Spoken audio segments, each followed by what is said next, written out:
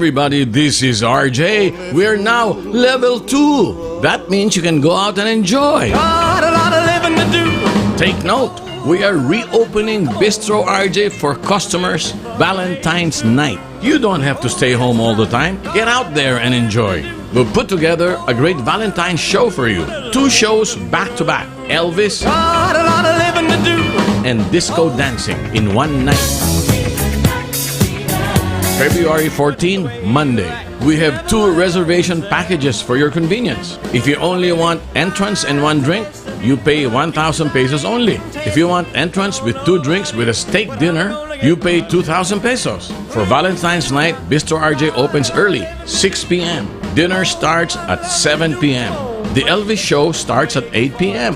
4 Elvises. It's now or never. Douglas Masuda, Elvis of Japan. Bam Angping, runner-up Elvis of Asia. Noni Yambao, Elvis of the Philippines. And I will also pay tribute to Elvis. Right after the Elvis show, disco dancing. Dance to some Bee Gees, Frankie Valli, Earth, Wind and Fire, and ABBA music. We have young guest singers from the Roaring Twenties band, Thea Munhi. So get out of your house and enjoy this Valentine's and celebrate life. With our Valentine's special, 2 back-to-back shows. Elvis night, Got a lot of living to do. back-to-back with disco dancing.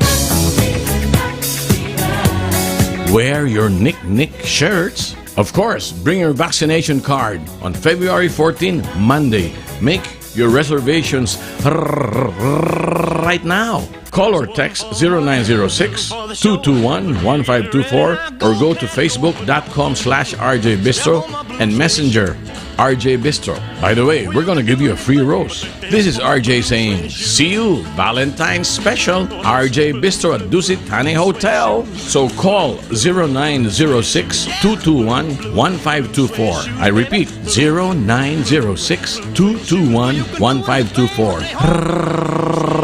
Right now. You are watching the multi-awarded Radio Bandido TV on Channel 224 Sky Cable and TV Plus boxes. Simulcast on DZRJ 8:10 a.m. Informing, advising, and entertaining the Filipinos and OFWs around the world. Streaming live on www.facebook.com/DZRJ 8:10 a.m. or on YouTube, channel RJAM News. To all Teleradio Bandido viewers and listeners, you can now watch Teleradio Bandido on our new YouTube channel, RJAM News. Hit the subscribe button and like the video. Don't forget to click the bell icon so you get notified when a new video gets uploaded. Don't miss out on our dynamite lineup.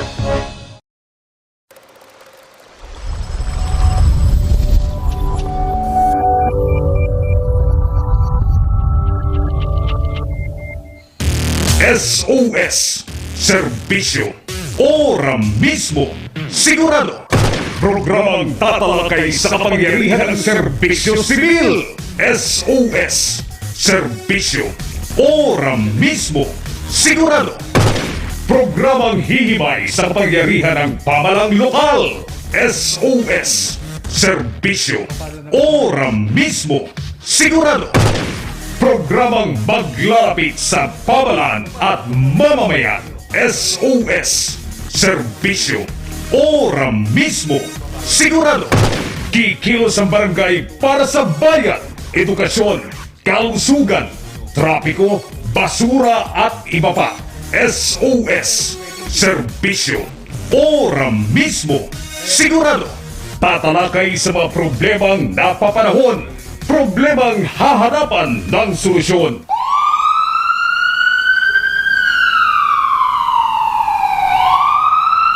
At ngayon, ang inyong mga lingkod, De Leon Gomez. SOS, Serbisyo, Ora-Mismo, Sigurado. This program is supported by the National Kidney and Transplant Institute, the Philippine Red Cross, Parenting Foundation, and the Metro Manila Council. Magandang hapon sa inyong lahat. Today is Friday. Once again, we look at Friday as Freedom Day.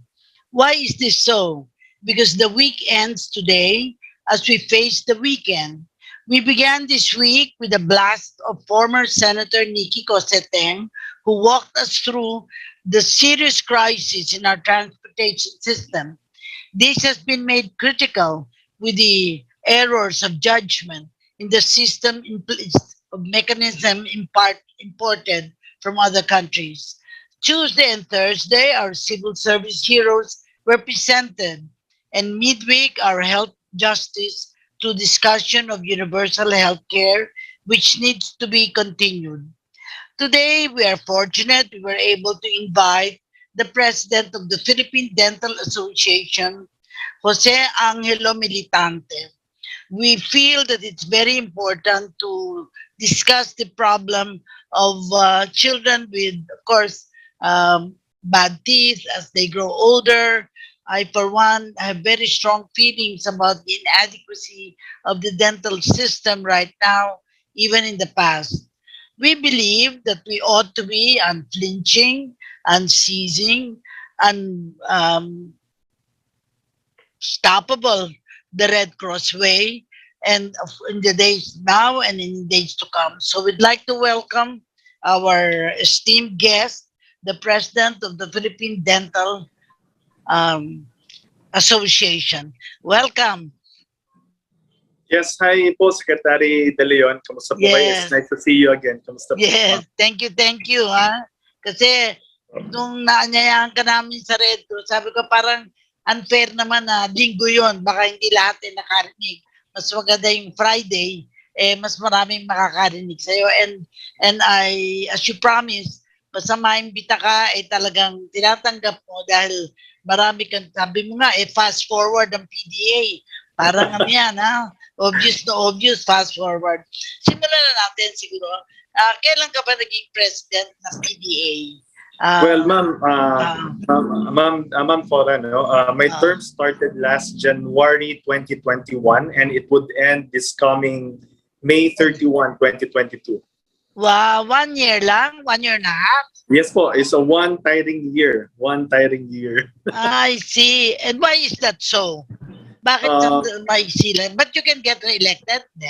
You can be re-elected after 5 years, no? And tagal. Matagal pa because of course we have our constitution and bylaws that we have to follow. That re-election cannot be done immediately that year.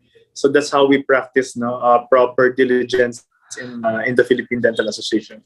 But you know what's wonderful is that no president stays forever.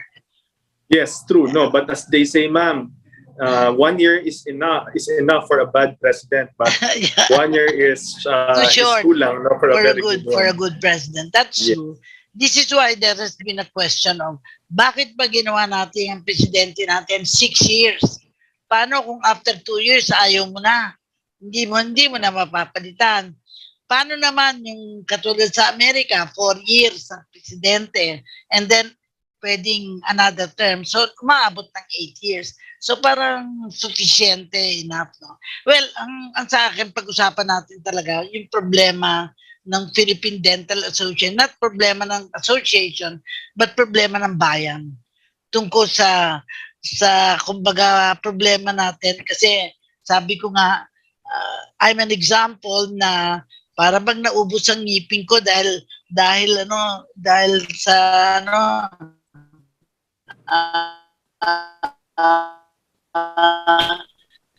bad gamot na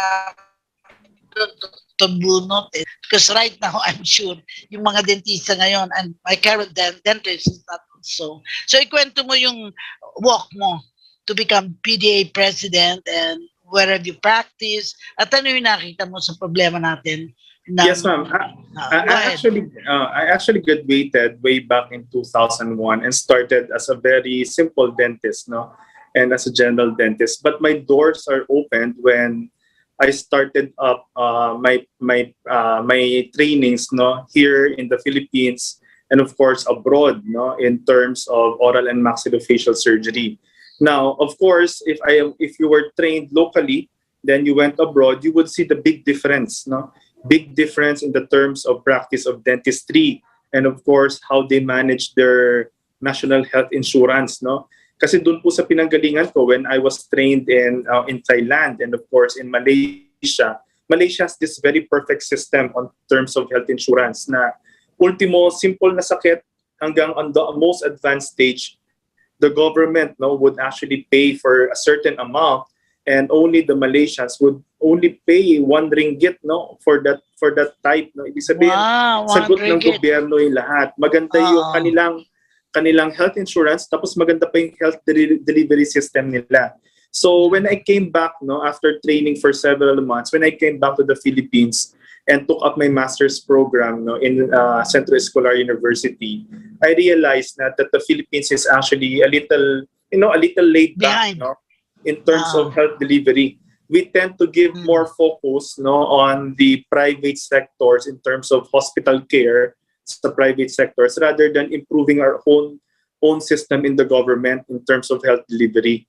And of course, sabi niyo nga kanina, you mentioned Universal Healthcare Act, and it is a welcome sight, no, for all of us and health professionals that this is pushing through right now. Maganda po yan kasi of course we will be able to address all aspects of the Filipinos in terms of health, no? And of course, sabi nyo nga, we need to have a framework and a comparison in a model that we can adapt from other countries kasi we need to be in standard with them.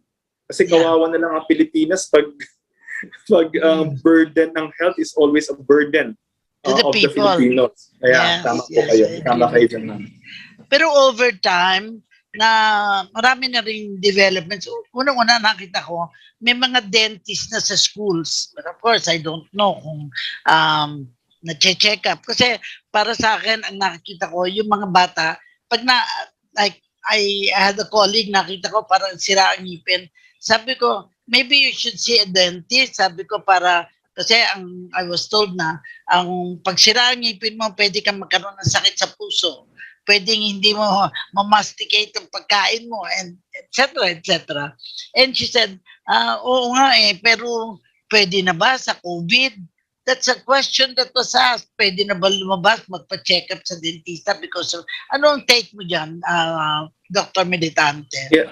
Yes, ma'am. Actually, no, from the start of the pandemic, it's quite scary to tell our patients to come back to the clinic because we don't have frameworks or models internationally regarding the management of COVID-19 patients in the dental clinics na tinatawag. But as time progresses, no, lalo na sa Philippine Dental Association, we have a very good science committee who developed this protocol na tinatawag for COVID-19 protocols for the dental clinic. And believe me po, Ma'am Cora, no, isa po ang Pilipinas sa mga unang gumawa ng COVID-19 protocols in the Asian region.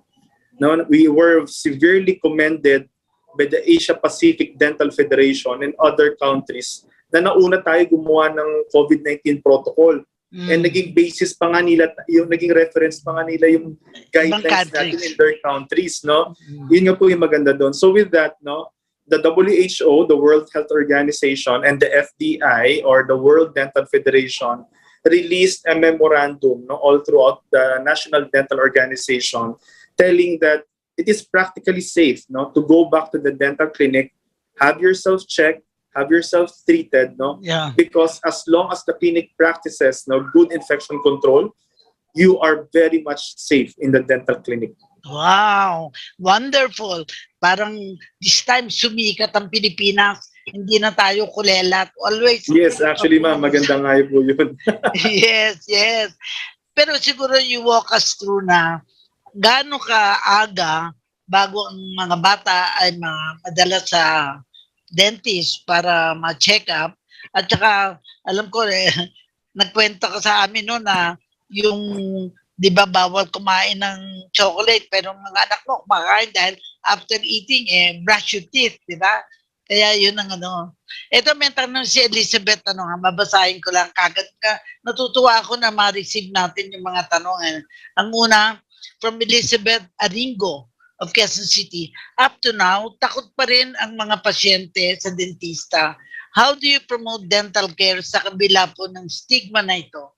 I think tama naman siya yung parang, although alam ko din meron akong uncle na matay sa dental chair sa takot yata o maybe atake or what.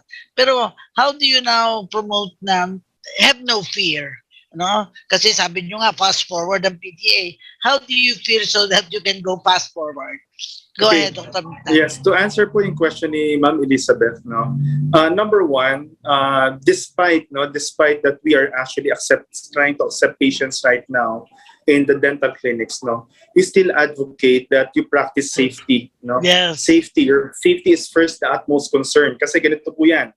You may be safe inside the dental clinic. However, the travel from your home to the dental clinic, we You cannot may not. assure that. Yeah, that's especially if you don't have a private car, no? And also after nyan, you have to go to the mall or the restaurant to eat. No, we cannot guarantee that. No, so Yeah. that's why we still advocate. No, we had an advocacy in the Philippine Dental Association na sabi namin, pamilya ko, una kong dentista. Because we believe that the parents and of course the family should act, no, as the first dentist of the children. Which Yes. is, sabi ko nga, ang children, once we form the habit and the value of good oral care sa children as early as 1 year old, they Yes. would have it until they grow old. Ganun Yes. po yan. So we advocate good oral health pa rin on the family. At saka kahit mabunot na mahulog ang ngipin, natural, ano. Sabi, wag matakot dahil tutubo yan kasi bata pa, di ba? Yes. Bata pa. Pero meron, of course, recent technologies na kapag, alam ko na, marami akong kaibigan sa England, bakit ang mga ngipin nila sumil-sumil? Bakit parang kaiba yung mga ngipin ng mga English? Can we explain something there? And may paliwanag ba doon? Do you know? Yes, ma'am. Kasi po ganito po yan, no. The preference, no. Yes. The beauty preference of each nationality would be different. Yes. Ibig sabihin po, that's one, no. Ibig sabihin, doon sa Europe, no, European nations, no, they are not more focused on the beauty. They are more focused on the function. Yes. Yes, exactly. Kahit sungki-sungki sila, okay lang yan, basta maayos ang ipin ko. That's one. Hindi po sila katulad ng mga Asians, lalo na Filipinos na vanidoso. Yes. Kailangan maganda yung teeth, yung smile, maganda, perfect yung shape, perfect yung alignment, at maputi. Di ba mapansin niyo yan, Ma'am Cora, Yes, no, ganun sa Filipinos? Because we have this epitome na pag maganda yung ipin mo sa smile mo, healthy ka, no? Ganun. But of course, Europeans have other issues on that one, no? Yes. But of course, sasabihin natin, hindi po ibig sabihin na maganda ang ngiti nyo, maganda ang ipin nyo, healthy po yung inyong oral cavity, no? It's still, no, it would still depend. It's actually more on the preference also. Yes. And it explains bakit by nature, ganun sila. Ito, si Johnny Gomez is feeding us from Paris Angeles of Taguig. Can the PDA help? Nawala sandali. Can the PDA help lobby for the increase of HMO coverage on dental care? Maybe you can walk us through there. Parang hindi naman yata pwedeng kayo mag-lobby doon, no? Hindi, actually, Ma'am Cora, no, ganito po yan. The HMO issue is actually a problem of the dental profession ever since, no? Totoo po yan. Kasi bigyan po kayo ng example, no? Saan po kayo nakakita na ang dental check-up is only 200 pesos? Saan po kayo nakakita na ang bunot ng ipin is only 400 to 500 pesos?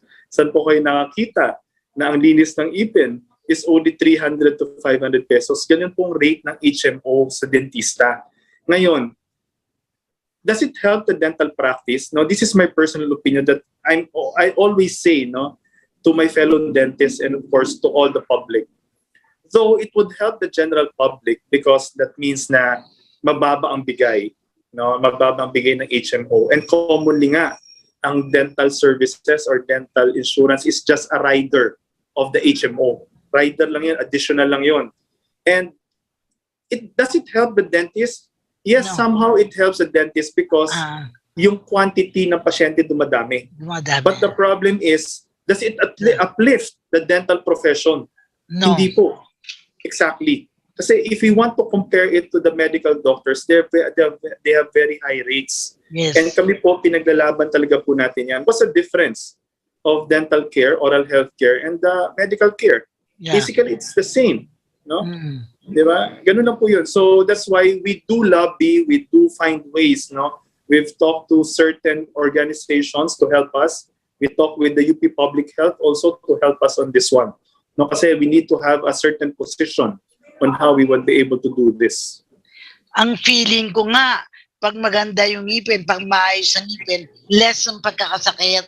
Unang-una, you are able to masticate the food, parang hindi na-waste. At the same time, yung effect sa yung stomago or something like that na nagiging malinis in a way. And the way it gets in and the way it gets out, I don't want to be graphic about it, pero nakikita ko na bago pumunta sa ibang sakit, dadaan muna sa ngipin dadaan muna sa mouth, kaya nga sabi ko ay dapat alagaan, but it has only been recently na nagkaroon ng talagang emphasis on care and dental care. Pero nakita ko din na mayroong mga nakakasakit yung sa maxilla, yung bang sa side at sa medyo yata yun di ba? Sa medyo anong cause noon? Hindi naman sa nakukonsulta ako pero gusto kong malaman kasi may mga namamatay diyan, sabi cancer of the maxilla. Siguro ipaliwanag mo din yun. Yes, actually po na Ma'am Cora, yung maxilla is actually the upper jaw, yung bone natin, and the mandible is the lower jaw. And ang sakit po sa oral cavity is very complex kasi akala natin ng mga publiko, ng mga mamamayan or yung mga hindi doktor or hindi dentista, akala po natin na yung sakit natin sa ipin is just only two things. Number one, sira ng ipin or dental caries, or gingivitis or sira o problema sa gilagid. Pero hindi lang po yun. Meron po tinatawag na tayong mga oral lesions or mga cancer sa oral cavity. Now sometimes, and ang masama doon, is that these lesions or oral cancers are quite undetected if it is not diagnosed early. They are very morbid. Sabi nga nila, if you have an oral cancer and if it was detected at stage 2, stage 3, and stage 4, basically your lifespan would be around 6 months na lang. Wow. That's how complex cancer is in the mouth. Tapos there's another sequela of a poor oral health called T&J problem. Yung dito sakit ng joint, And this time is sometimes it manifests all over the skull. Minsan sumasakit na yung ulo, sumasakit yung batok and everything.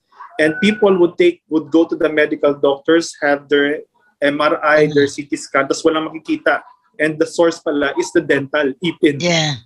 So that's how complex dental problem is. Yeah. And this is why I think na tama yung sabi mo na it should be viewed in the total health system. Kaya sa HMO, dapat tingnan to kasi doon din nagsisimula yung sakit na dapat ma-prevent. Para sa akin, it's really, the HMO should be the advocate for prevention. Kaya nga, you can papa-check up. Kaya, in fact, ako, ang concept ko sa primary healthcare, well baby clinic.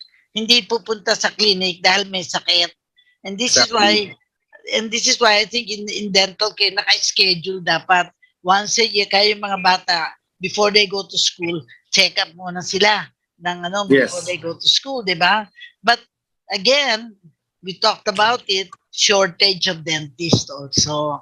Maybe you can walk us through ano ba situation ng PDA, of course, ng mga dentists nga for how many dentists do we have per population? Yes, ma'am. Actually, right now in the Professional Regulation Commission, there is actually 28,000 plus dentists which is registered. And that 28,000, not all of them are actually practicing. Yes. Now, some of them are retired and they're just renewing their license as some form of prestige that they are a holder of the PRC ID. And second, some of them are engaged already in other Business. Hindi na sila nagpa-practice. And the third one, most of them are living abroad or practicing abroad. Yeah. They just want to maintain their status in the Philippines of a dentist. No? Now, basically, in the Philippine Dental Association, actually, we're having a board meeting right now. The recent report that we have 14,400 registered members of the PDA, which is practically half of the 28,000. So napakaliit po ng populasyon na yun, ng dentista. Yes. Tapos we are, ilan pong population natin? 110 million? 110 million. So that when you divide that, that's only what? 1 is to how many million? Maraming 200,000 siguro. 210,000, yes. So basically, masyadong malaki yun. Imagine mo, in your whole life as a dentist, you have to see 200,000 patients. Ang hirap po nun. Oh my God. Kaya nga, sa kinuwento ko sa'yo nung when we met na, pag government dentist, Dr. Bunot na lang dahil pag masakit ang ngipin mo, ang answer sa kanila bunot.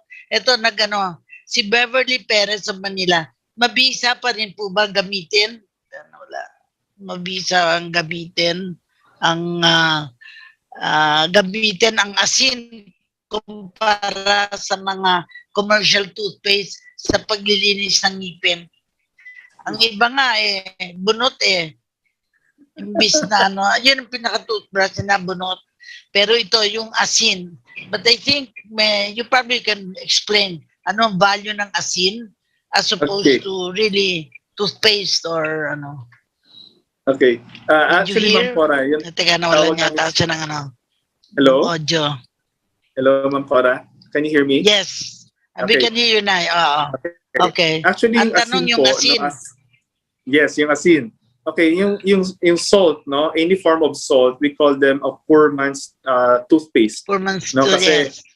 Kasi it can actually replace the toothpaste. However, there is no benefit of using it. It would be just form of abrasive, no? A form of abrasive that could clean the teeth and utilize the acidity. However, the benefits of having such like having a fluoride content, having a calcium content of the toothpaste, wala po yan. And we need those two minerals, no, to help strengthen the teeth. Hindi lang po talaga mechanical lang kailangan natin ngayon. Kasi akala nila mag-toothbrush ka lang, malilinis na. No, hindi po ganun. You need to have minerals, no, to support the teeth. So the toothpaste, kaya nilalagay nila fluoride, mga ina-advertise nila na sa toothpaste, di ba? Kasama yon. Kaya nga naka-advertise po sa TV yung klase ng toothpaste that can protect and lengthen the life of the teeth, no? Kaya Anyway, moving forward, nakita ko ano ngayon what future do you want to see for the dentist na dapat gawin ng gobyerno, gawin ng community, at saka yung public as a whole? Ako ang feeling ko, you must have a regular dentist. Bakit? Para ka may doktor na kilala ka, alam ang klase ng ngipin mo. So therefore, matitingnan talaga from beginning. Ako nga, pwede nga kumbaga from birth to death, para makita bakit pagtanda naubos na lahat ng ngipin, di ba? So, di ba, that's an ideal. I think if the dentist is in a community, no? Pero that's not right now available. So, anong mga suggestion mo? Ako nakita ko importanteng alam ng mga tao how best to take care of their teeth and not worry about the future when they will have no teeth at all. Yes, ma'am. Actually, what I would really want to happen in the Philippines, sabi ko nga, ang dreams, as the president of the PTA, and of course, as a simple dentist, I also have dreams for the country na tinatawag. And of course, what I really want to happen is that all Filipinos would have their own dentist, would have their own family dentist. Kasi though they may be in the public or government practice or on the private practice, have your own dentist. Yes. Why? Number one, alam niya po yung history niyo. Yes, history. Simula pa lang sa pagkabata hanggang pagtanda, alam niyo po yung history niyo. Pangalawa, we are actually passing up a law called the Forensic Odontology Law. Yes. This one, it means that we're going to use the oral cavity and its structure to be part of forensics in terms of solving crimes and everything. And this is actually right now one of the issues that we need to manage in the PDA, that record system in every clinic should be very clear and specific. So that's why if ever something would happen to our patients, we may be able to provide information. So that's one of the dreams that I have. Wonderful. From baby San Rafael, the question is, from baby San Rafael of Makati, sabi niya, is there a way to standardize dental procedure fees? Kasi pinag-usapan na natin yun, napakababa naman yung mga fees na piniprescribe. Pero meron ding high-flying na mga dentist, di ba? Parang pang dentist ng mga sikat, dentist ng mga artista. Pero another side is that nag-a-abroad din yung mga Pilipinos na mayayaman. Doon nagpapatingin, doon nagpapaano ng ngipin. How do we change that? Kasi parang ang mentality important pati yung service, di ba? What do you think? There's actually, that's a very good question, and of course, for us to be able to answer that, we would determine the several factors. Number one, not all dentists are the same. Yes. Kasi para pong para pong medical doctor yan. Lahat po kami mga dentista, hindi naman lahat, mga ibang dentista merong specialization na tinatawag. Para medical doctor, meron silang general medicine or family med. Sa dentista may general dentistry din. Tapos sa medicine merong surgery. Kami meron din surgery. So beyond the 6 years of study, we need to study another certain number for. At tulad ko, I'm an oral maxillofacial surgeon. After my 6 years, I have to study 4 years more. So ang total study of dentistry is 10 years. Yes. So if my prices would actually be at par with the standard of the general practitioner, medyo hindi po nakaka-uplift ng dental practice yun. Yes. That's one. Second, remember po Ma'am Cora, yung dental materials sa sinabi ko. Yes. Hindi po lahat ng dentista, dentist A may not be able to afford the equipment and the materials of dentist B. So he would settle for parang a mid-range or a low range. So yung level of practice would be different. Third one is kung saan siya nakaklinik. Commercialism.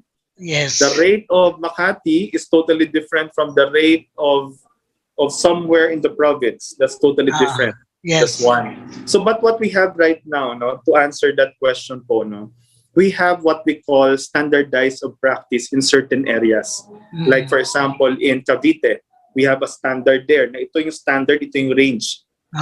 Because it's meant to protect, it's meant to protect the patients also. Yes. Marami po yan. In every area of the country, meron pong standardization.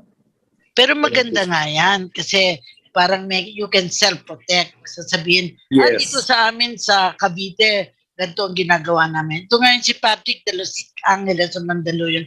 Nagagamot po ba ang talagay ko, bad breath siguro ito. Sandali ha. Very common yun. Nagagamot po ba ang bad breath? Yes. Yes. Again, not two factors on what causes bad breath. Number one, it could be a dental factor. May sirang ipin or may problema yung gilagid. Kung sirang ipin at problema yung gilagid, dentista ang bahala. Pero pag ang problem, ang halitosis or bad breath, galing sa loob ng tiyan, you have to see a medical doctor with the field of gastroenterology. Have yourself checked, para at least ma-manage kung anong klaseng ulcerations or anong klaseng activity meron sa stomach niyo. At saka ang problema kapag tao mismo hindi niya alam na may bad breath siya. Ang mga tao naman hindi masabing, hoy, ano ba yan? Saan ba nanggagaling yung amoy na yan? Parang very sensitive, di ba? Kaya there are ways of checking. Siguro ang gawin, panregalo mo na lang panregalo mo na yung panlaban sa halitosis. So, bakit ka binigyan nito? Ano ba sa palagay mong pakiramdam mo? Siguro may ibig sabihin niya, may message. Tsaka ngayon, Ma'am Cora, pag nakamask ka, maamoy mo na sarili mo. Yes. Baka himatayin ka pa diba?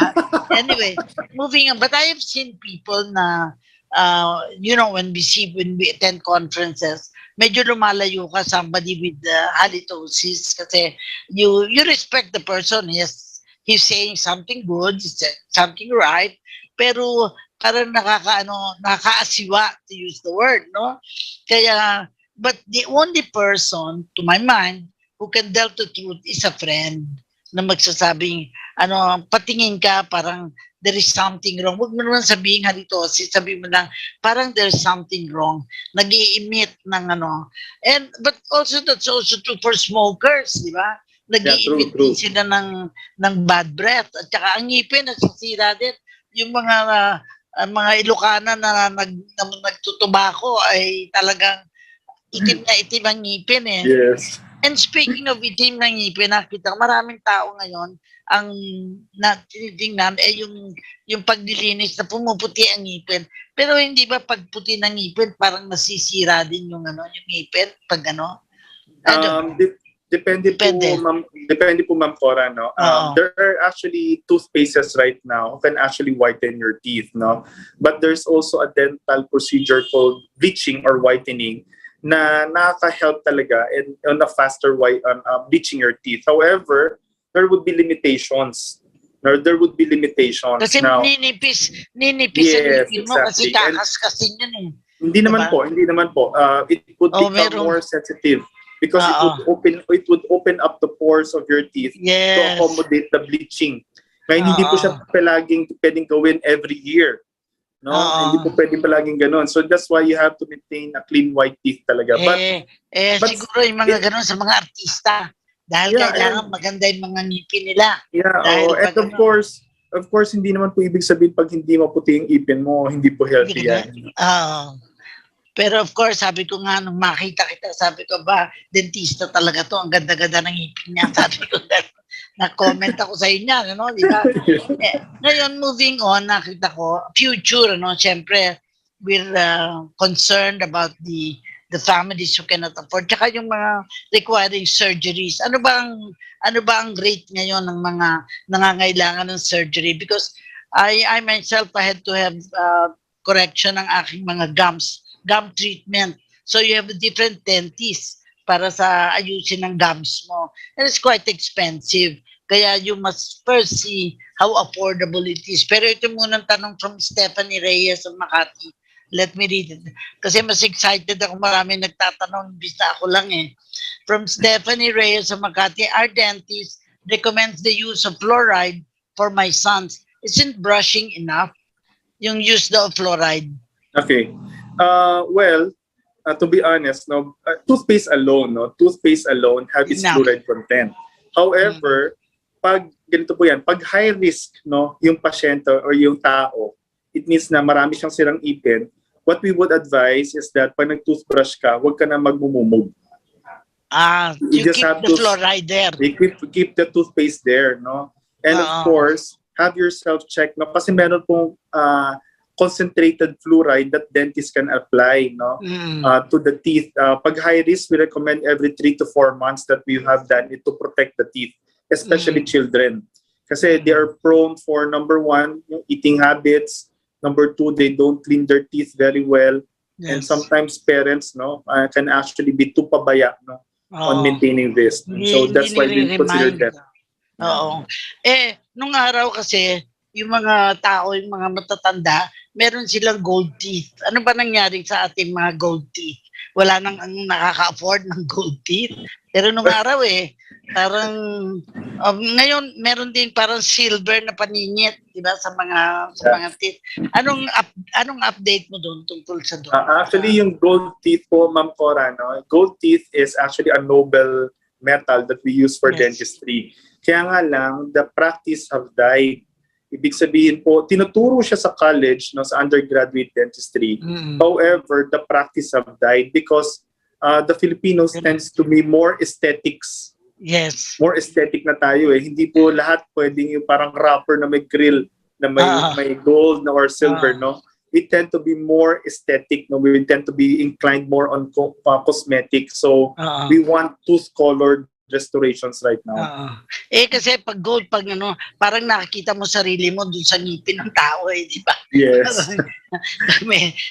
Kumbaga ginto makita. Future naman, I always think future. What do you want to see the happening? Unang-una, I think of at the barangay level. I'd like the dentist na identified. In fact, school dentists should not just be in the school. Kasi pag wala namang eskwela, they should be in the community. I find that as a very important element. No? Katulad din sabi ni Magno Lopez of Taguig, what are the pros and cons of dental floss naman? Masakit kasi sa gums. Well, ang dental floss ay para doon sa mga taong proud sila na pagkakain nila meron sila nilalagay doon sa kanilang ngipin para tanggalin yung sumingit Yes. sa ngipin. But over time, people tend to use it as a necessary. I think it's a necessary evil to remove the particles that may be hidden that couldn't have been removed by just brushing. Am I correct?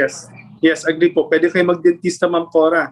Kasi actually the floss is actually advised to have it done at least 3 to 4 times a week or every after eating if your dentition requires it. Yes. Ibig sabihin po kung meron mga singit-singit talaga na hindi makuha ng toothbrush, then instead of using a toothpick, it is better to use a dental floss. Yung mga hindi pa sanay na gumamit ng dental floss, i-advertise na po natin na magiging useful. Kung may pera kayo. Kung wala kayong pera, alagaan nyo na lang ngipin nyo. Again, alam mo, very interesting, and that is why I was very happy meeting you kasi sabi ko, more people should know na when you speak of medicine, you don't just speak of the doctors, but you speak of all parts of the treatment of the person. Naman, from Oyo Leyco of Manila, ano po ang mas dapat nasira o butas ng ngipin? Pasta o bunot? Nasagot ko na yata yan. Ako yata ang sumagot yan. Pasta or bunot? I don't think masasabing pasta versus bunot. Kailangan ko anong condition ng ngipin, di ba? Am I correct? Wow, Yes. pwede na akong dental assistant. Joke only. Go ahead. Okay, Pasta actually po, versus bunot. bunot. Okay, actually po, tandaan niyo po, bunot may be cheaper now. Ibig sabihin, pa nagpabunot ka, mas mura nga sa kalabasan niya. Kasi like for example, bunot could range from 1,000 to 2,000 pesos, ganun. Isang ipin. Mura siya sa umpisa. Pero it would make your mouth dysfunctional. Yes. Ibig sabihin, pag nawalan ka ng ipin, dysfunctional ka na. Parang paralisado ka na on one area. Now, sasabihin mo, palitan ng pustiso. Imagine mo papalitan niyo po yung isang ipin. How much would it cost you? Yeah. It would cost you from 10,000 to hundreds of thousand pesos. Depende kung sinong dentista mo. At saka depende po kung ano ipapalit. Yes, kung ipapalit mo is dental implant, it would cost you 100,000 pesos. Yes, correct. Diba? So, it may be cheaper right now na magpabunot, but it would be not cost-effective in the future. Yeah. Pero alam mo, there are situations when it affects the speaking, when it affects the delivery of the voice. In other words, no? Kasi I know somebody na speaker siya, interview, no? Aba, nahulog yung denture, yung upper denture. Sabi ko, naku, kahiya-hiya naman yun, nangyari niyan. But it can happen kung kung hindi ka careful. Kaya nga sabi ko, kung kayo gusto nyo alagaan ng ngipin nyo, tsaka nagra-radyo kayo, ensure ninyo na hindi mahuhulog ang ngipin nyo. Kasi nakakahiya. We have a few more minutes, 15 minutes. Anong often kinukonsulta sa mga dentista ngayon? Yung very common? Very, very common po ngayong pandemic, Ma'am Cora, is about infection and pain. Infection and pain. Kasi number one po, aminin natin na some patients talaga, some Filipinos nagpabaya talaga on oral health. So that's why they go to the dentist right now, complaining of pain and pamamaga or infection, no? And of course, pag mayroong mga ganon, of course, it would complicate things, no? Kasi medyo complicated na yung management. And of course, it becomes more expensive, no? Yung mga treatment ng ganyan rather than prevention. Well, we always say prevention is better than cure, but Exactly. sometimes too late the hero eh. Yung bang sira na, no? And therefore, ano na lang natitira pag kukonsultahin mo? O ilan na lang natira sa ngipin mo? Iisa na lang, sira pa. Yung gano'n. I might sound like joking about it, but I want to make That's it true. light para people will understand how important it is for us na sa age namin, too late na the hero nga, no? Pero for the families, particularly with young children, hindi naman kailangan maging mahirap, mayaman. Para si Yorme nga, ang ganda ng ngipin eh. Kaya nga sabi ko, siguro inalagaan ng nanay niya yung kanyang ngipin pagkat ngayon maganda. Ewan ko lang nagpaayos lang, but that's beside the point. No? Ang importante sa akin, reminder talaga, ano-ano yung from birth to death. Bisan, sabi nga ng iba, pag mamamatay na, tanggalin na lang ang pustiso. Pero wala na makakagamit mo, di ba? Sa'yo lang yun, eh, di ba? Tama po. Natawa ko dun. Hindi, kasi may nagsasabi, di ba? Eh, bakit pa wala naman ngipin? Bakit mo sasama sa PDA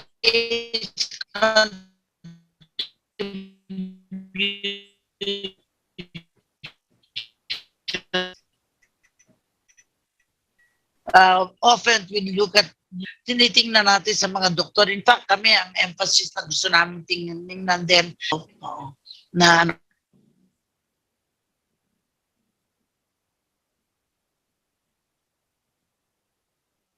connecting. Okay?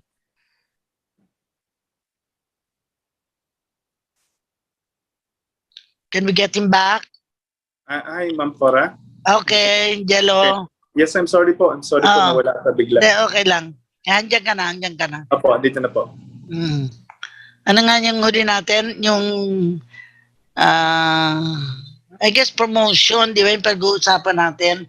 Paano pa natin mapapaigting ang kaalaman ng mga tao sa communities para maging standard yung pagtuturo ng how to take care of the teeth, lalo na simula pa sa mga bata.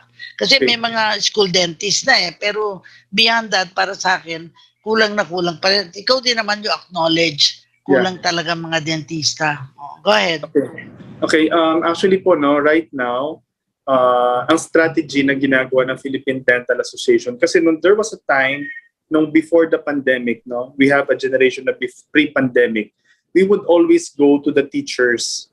Na teachers, you include this one on your curriculum, teaching the students during lunch break, during snack time, after nun, pakainin nyo sila, patoothbrushin nyo sila, painumin nyo sa tubig, no? But because there's no school right now, They're at home. We targeted two things, ma'am. Sa bahay sila. Number one is bahay, okay, the family. Then second is the barangay health workers. The barangay health workers has a very big responsibility in terms of general health. Now, if we can actually train, now we want to train the barangay health workers to be able to also to help promote oral health care. Kasi nga, pinopromote nila yung tamang pag-aalaga sa buntis, tamang nutrition. Isabay na po natin. No? So, ganun po yung mga proyekto at saka mga initiatives natin right now in the terms of the community. Well, ang paniniwala ko, yung mga namumuno sa lugar, kumbaga sa barangay chairman, dapat na maging conscious, no? Dahil kapag, di ba, they should be very proud. They should be very proud na sa kanilang barangay maayos ang ngipin ng mga bata, and available ang facilities para ma-check sila. Considering the number of dentists, but most of them I think are in the cities, di ba? In the, kumbaga, bigger population areas. It is harder I think sa mga rural areas, lalo na sa mga maraming IPs. parang bihira siguro doon ng mga dentist. Am I correct in that assumption? Yes, ma'am. Actually, tama po kayo that sometimes po, the dentists are morely concentrated on heavily populated areas like cities, no? And of course, yung mga developed regions, they are more, especially Kaya nga lang po, syempre na sabi natin, okay, there are two ways on how to approach this. One is to add up dentists in the government and provide them with good facilities. Yes. Have a dentist in each community hospital, district hospital, healthcare center, and everything. Provide them with good facilities and good salaries. That's number one. However, if we cannot actually do that, we have to make our national health insurance to be comprehensive. Yeah. On which it should cover dental health or oral health care. Na dapat kasama na po siya sa PhilHealth talaga. Kaya nga po yan ang pinaglalaban namin. Kasi if we cannot fill up the population of the needs of the dentist, then the patient may be able to pay for their own dental treatment in the terms of PhilHealth. And that would actually reduce the incidence and problems of oral health. Yes. Ang nakikita ko dito, very important din ang role ng local government dahil with the Mandanas Law, which we're expecting to be implemented, ay hopefully kung madidelay yata, pero baka 2022 malalaman natin, depende kung sino magiging result sa election, yung paniniwala na yung dahil health is wealth, kasama na din yan yung dental health. And if you don't include dental health, masasabi natin we have not promoted sa universal health law ay dapat kailangan kasama ito. We have a few more minutes. Siguro ibigay mo na lang yung message mo na what should be done now given the situation that we have by the people who have watched our program. Magaganda yung mga tanong nila eh. Kaya sabi ko nakakatuwa na parang ang pangalan sa Dental Association nyo, Batch C Nagtala, parang meron C Nagtala tayo dito sa forum na ito. Sige, would you tell us what key messages do you want to leave in this interview, in this Friday meeting natin? Go ahead. Okay. Thank you, Ma'am Cora. And first and foremost, it's nice to see you again. And I feel this certain closeness that is developing with us. Though we only met virtually and hoping to meet you someday personally. It would be my honor to meet you, Puma. And thank you for giving, again, on the PDA, the privilege to be able to speak up and share advocacies to the Filipinos. So the Philippine Dental Association has actually 4 major advocacies right now. Number 1 is oral health care cannot wait. Yes. Oral health should never wait and should never wait until the end of the pandemic. We have provisions right now for good oral health, so utilize it. Now go back to your dentist because it's practically safe. Yeah. Second, commit to quit. No, though the Philippine Dental Association makes a stand that may tanong pa, no? Bakit may dentista na mabigat ang kamay? Well, hindi naman magnanakaw yung mabigat ang kamay. Yung mga magnanakaw, magaang ang kamay. Joke lang. Pero ang tanong talaga, bakit may mga dentista na mabigat ang kamay? Nasa training ko talaga yan. Nasa training yan. Nasa dexterity. So, nasa training. Oo. Yes. Pero hindi talagang, kasi parang yung mga malalaking tao, tapos abigat ng kamay niya. Baka hindi puntahan ng mga pasyente dahil sasabihin nakakatakot, ang laki-laki ng katawan, baka ang kamay mabigat. Pero meron talagang magaang kamay. Meron po talaga. Meron malalaking tao na magagaan ng kamay. Oh, that's right. Ako, I advertise ko. I'm honoring my dentist, si Dr. I. Santos, because sabi nga niya, bakit si Tita Cora, pag nagpupunta sa clinic to, natutulog na because I just enjoy myself in that, no? Pero siguro that's as ending natin, tingnan natin yung possibility, sabi mo nga, na you will not stop. Although you'll end your presidency in May, we look forward to you becoming really the icon in making sure that communities who need information at ano yung pwedeng magagawa. Kasi palaging, miski ka kung sa donation, nagbibigay ng toothbrush, pero dapat magbigay ng toothpaste. Dapat it goes together, no? Kasi problemahin pa nung pasyente o nung makaka-receive ng toothbrush. Ang ganda ng toothbrush, pero wala namang toothpaste. Dapat kasabay ng toothpaste. Lingom ka ng lingom. Siguro kailangan ka na doon sa program sa inyong meeting. We will end now already, no? I'm very happy na, no? So ito para sa iyo, no? And for the dentist, it is prayer for the nation. I read it in another radio program. It goes like this: Lord, let me be the change I want to see. To do with strength and wisdom all that needs to be done and become the hope that I can be. Set me free from my fears and hesitations. Grant me the courage and humility. Fill me with spirit to face the challenge and start the change I long to see. Even if I'm not the light, I can be the spark in faith, service, and communion. Let us start the change we want to see, the change that begins in me. So anong change ang talagang gusto mo mga makita after this interview? Anong gusto mo as a result of this, yung epekto ng ating interview? Anong gusto mo makita? Napakaganda po na prayer, Ma'am Cora. Kindly share it to me after. Okay, what I really want to see is that the Filipinos would realize that oral health is actually part of the general health. Yun lang po, ganun lang, firm stand. That you see that the importance of the dentist and your teeth and gums to be part of general health. Yun na po yun. Wonderful. Bukod doon, meron pang isang poem si Rabindranath Tagore na palagay ko swak na swak sa iyo.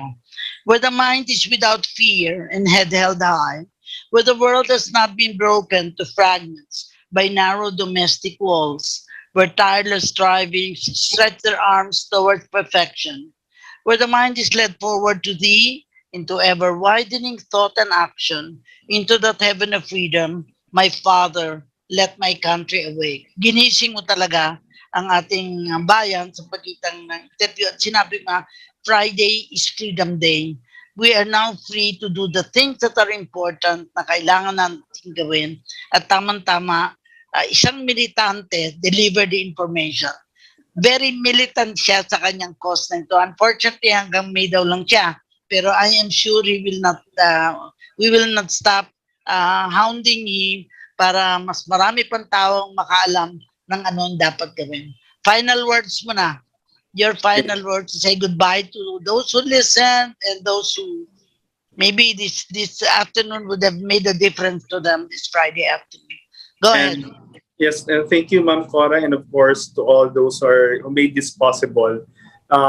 First, gusto ko lang po sabihin, marami pong salamat talaga at napaunlakan nyo kami. And of course, to my fellow Filipinos, no matter what race you are, no matter what ethnic culture you may be, the importance of oral health is at par. It means that we have to make sure that our teeth, is in proper condition, our gums is in proper conditions, because the teeth and the gums is also a reflection of our soul. It's the reflection of our personality. Because once you talk with people, those are the initial things that the people would see. So kindly take good care of your teeth at home, visit your dentist, do the proper treatment, do the proper prevention, and be rest assured that the Philippine Dental Association, with yours truly, is with you throughout this time. Thank you, Ma'am Cora.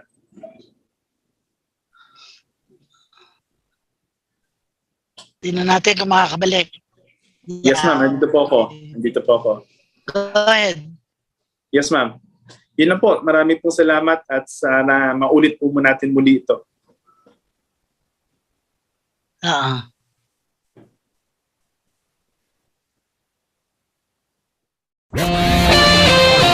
The views and comments of the host